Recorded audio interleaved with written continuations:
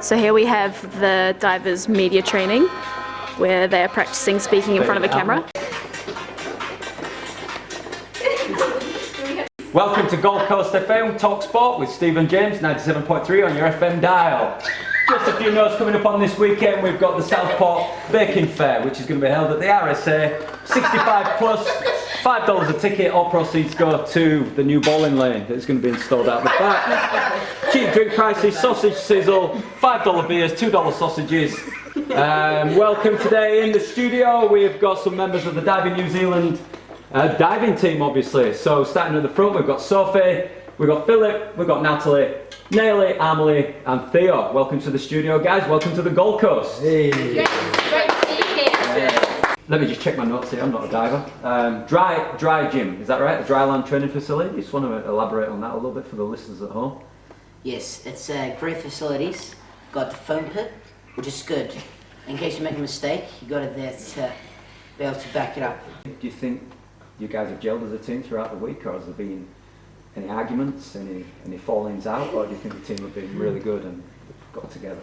I think the team has been really good. Just being together has made us better teammates and better competitors also when we're competing against each other. Everyone likes to see a little bit of a wipeout.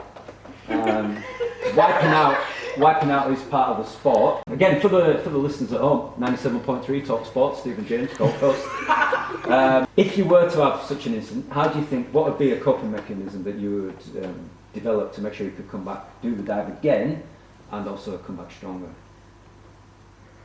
I think you should definitely cry, because you need to let out that emotional pain somehow, but then you have to realize that, you know, the reason why you got sent out there to do it is because people believe you could do it in the first place, so you might as well just have another go, you know? Oh, that's fantastic. Sophie, you're the youngest member of the group, but how are you finding being away from home for this long, training twice a day, being with some older athletes? Have they helped you out, do you think? Yeah, it's fun having the old people to be there because they help me when I'm trying to do something new. We know a few of you have got a few more competitions left. I've heard a rumour that some of you are heading over to Singapore. Do you think that this training camp's given you a good insight into what it's going to be like, and do you think you could take the step up to that next level? Yes. Excellent, excellent. Well, thank you for your time. We wish you all the best in your diving career. Hopefully we'll be back here in the sunny Gold Coast next year. And from Steve and I on TalkSport Gold Coast FM 97.3 on your FM dial, we're going to play you out with some Venga Boys, We Like to Party. Well done, guys, well done. Good job. And welcome back to the studio. That again was the Venga Boys, We Like to Party, from their 1999 album, The Wheels of Steel.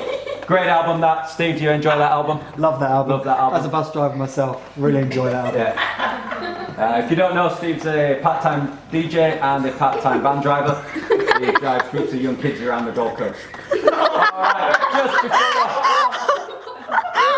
just before we introduce our next guest in the studio, a little bit of housekeeping from Gold Coast FM. I mentioned earlier we've got the fundraiser for the RSA.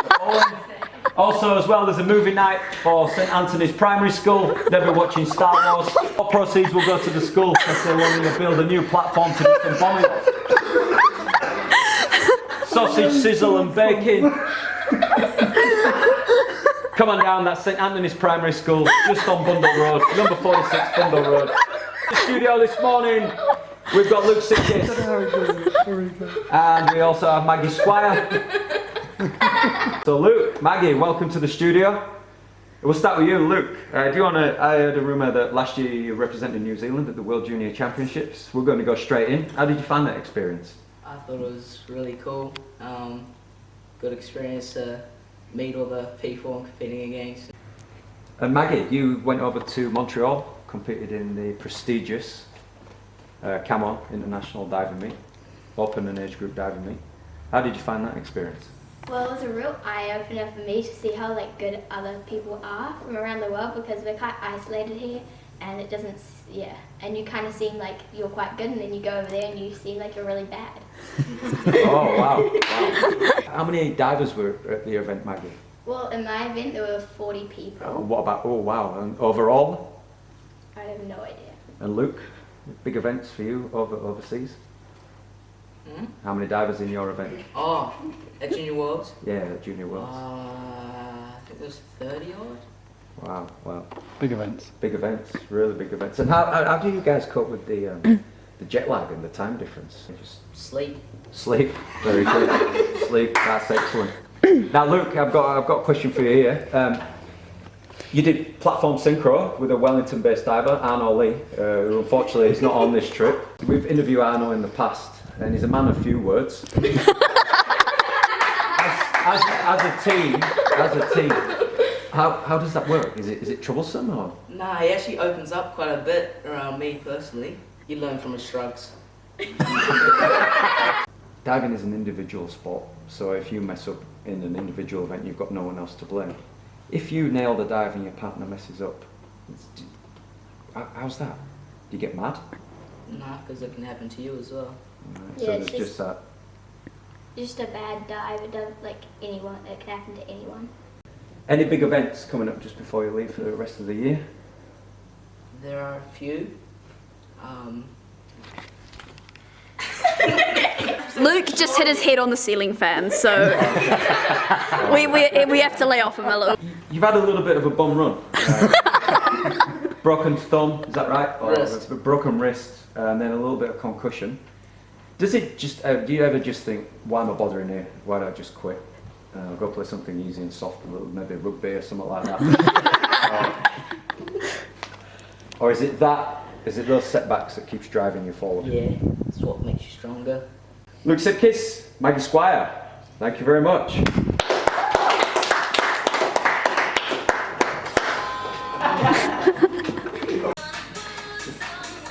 Great. Welcome back to the studio, Stephen James, Gold Coast Talk Sport, 97.3 on your FM dial. These guys are Diving New Zealand senior national team members, so welcome to the studio, gentlemen. I understand from our notes, Nathan, that you've been hampered with a few injuries over the past couple of years. Can you just talk us through that and how you've managed it? And do you think that your body can hold up? Do you think you can get there? Yeah, I guess all athletes are prone to injuries. It's just a matter of working through physios, chiropractors, putting all the measures in place to prevent them to get back on track. But injuries never stop you. And Liam, welcome to the show. Nice to see you again. We had a chat with you last year when you were over for the Commonwealth Games. So, a veteran of the team now, and you're only 22 years old. Yeah. 10 years you've been doing this for New Zealand. Still got the passion? Still got the desire? Absolutely. As you may or may not know, I've spent the last 4 years over in the States, and that was amazing, did me wonders. But now coming back into New Zealand, being, back home, and seeing, everyone coming up, seeing the sport grow, it inspires me to keep going. And would it be fair to say last year at the Games you weren't quite at your best? I mean, we've seen you before. 2014 rings a bell. You made top 12 at the Commonwealth Games there. Probably weren't at your best last year? No, I wasn't. Coming off the back of 2016, 2017, had a couple of great seasons. Athletes, they all have their peaks and valleys. It's all part of a journey and part of a story, and had that gone how I wanted it to go, that would have been great, but obviously it didn't, and that, like you were saying before, gives me more inspiration to keep going and come back and show, no, I am better than that, and I do have more to give. And so a few big changes for you then. You finished your collegiate career over there, diving under a new coach in Auckland for you. Do you think the new dynamic, new coach, has sort of helped you make the shift as well? And do you feel as though that you are moving forward and progressing? Well, no, I do. Coming off, just going back to that season, coming off the back of that, I was sort of struggling a little bit with finding my love and passion for the sport. Coming into this new environment, I've sort of found my love again, and can't wait to see where it's going to go and the things that are going to come. Even though we've said before, diving is an individual sport, it's very much a team. If anyone's playing up or being a little bit of an egg, do you guys hold each other accountable, or do you just wait for management or the coaches to step in? I feel like there's a lot of respect for everyone. I feel like, especially if I wasn't sticking to the values that we might have set as a team, that even some of the younger ones would be able to come and talk to me. There's a lot of respect. Communication between all of us is really good. Yeah, I think it's important to have leaders within a team. Me personally, I think it's important to lead by example. I try to sort of treat my teammates the way that I would hope that they would treat me, and help them where I can, and I would hope that they can help me where I can, and that to me is sort of how a team should operate.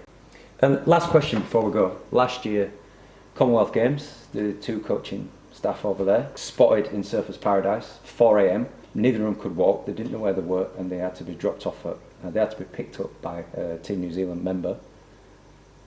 Good luck. What do you think about that? I mean, coaching staff being out till 4 a.m, drunk in Surfers Paradise, having to be picked up, does that affect the team? Yeah, look, we have our sort of our team values and team morals, and if those are challenged, then we will address that within our team. Things like that happen sometimes, and we address them ourselves, and I feel that we're in a great place to move forward, and I don't see that happening anymore. All right, gentlemen, thank you very much for your time. We're just going to play you out with a little bit of Venga Boys. This is the album of the day. Favourite. It's been Stephen James, Sport Talk, Gold Coast, 97.3 on your FM dial, and we'll bid you good morning. Nice, lovely answer, mate. By the way, the coaches weren't found at 4 a.m. That was just a little bit of a curveball that we decided to give it his face. I mean, it didn't surprise me. He just went around, what? What were you doing? It wouldn't have surprised me. Just a disclaimer, that didn't actually happen. It didn't happen.